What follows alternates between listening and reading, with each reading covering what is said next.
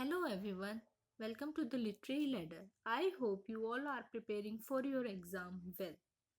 आज हम फिर से एक नई पोएम पढ़ने जा रहे हैं जिसका नाम है stopping by woods on a snowy evening. तो चलिए स्टार्ट करते हैं। Whose woods these are, I think I know। इसका मतलब है वक्ता सोचता है कि जिस जंगल से वह गुजर रहा है उसका मालिक कौन है और उसे पूरा यकीन है कि वह जमीन के मालिक को जानता है। His house is in the village though। इसका अर्थ है हालांकि मालिक का घर गांव से बहुत दूर है। He will not see me stopping here to watch his wood fill up with snow। इसका अर्थ है इसलिए वह शारीरिक रूप से असमर्थ है कि वक्ता जंगल में गिरती बर्फ को देखने के लिए रुक जाए। My little horse must think it queer to stop without a farmhouse near।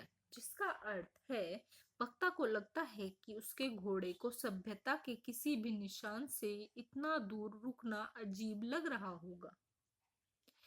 Between the woods and frozen lake, the darkest evening of the year। जिसका अर्थ है दरअसल साल की सबसे लंबी रात में वे चारों ओर सिर्फ जंगल और एक जमी हुई झील से घिरे हैं। He gives his harness bell a shake। जिसका अर्थ है घोड़ा अपनी बंधी घंटियों को हिलाता है। To ask if there is some mistake। जिसका अर्थ है मानो पूछ रहा हो कि क्या वक्ता रुककर कोई गलती कर गया है।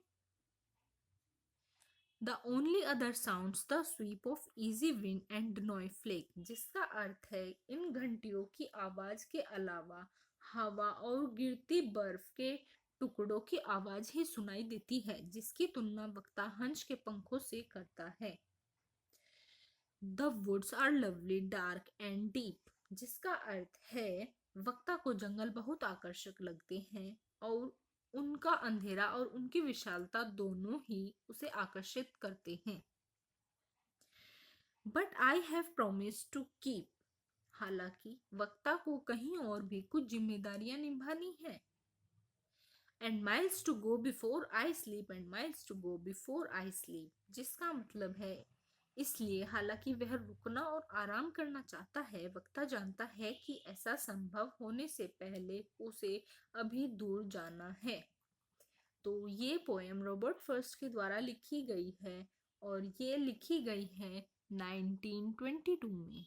और पब्लिश कब हुई है ये पोएम? ये पब्लिश हुई है 1923 में।